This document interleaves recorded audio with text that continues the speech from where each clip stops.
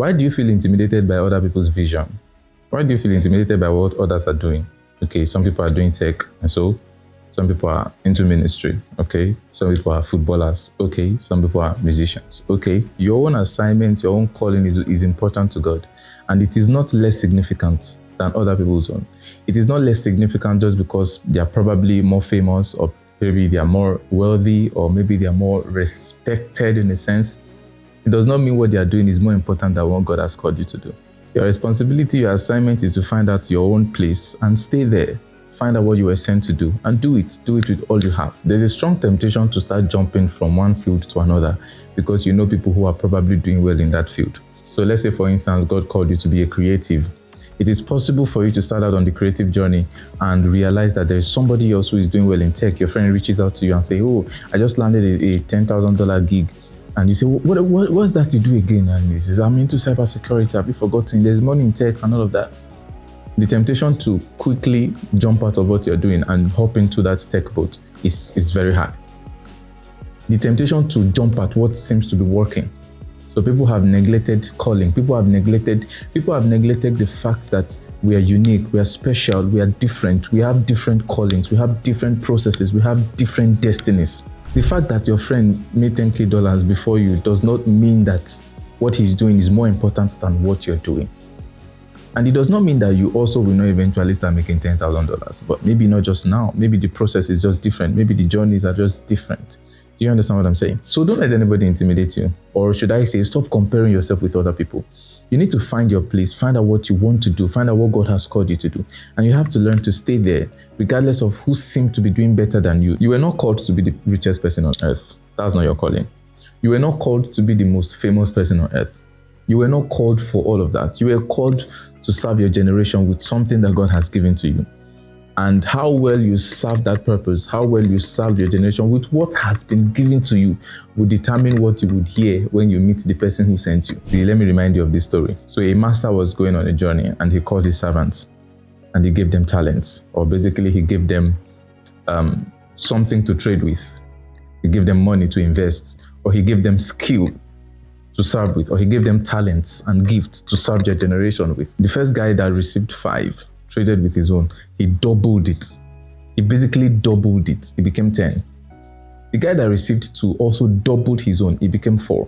What's the difference? What did the master say to the one who had 10 now? And what did he say to the one who had 4? Well done, you good and faithful servant. And they got rewarded. They both got rewarded. Why? Because they put what was given them to use. They did the best that could have been done. Take note, the one who received 5 now has 10. He was commended and rewarded.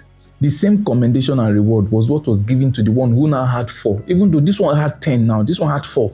It is still the same commendation and the same, because what matters to God is not how much you did. It's about how well you utilize what was given to you. So stop comparing yourself with what others are doing. You are not better than them too. Neither are they better than you.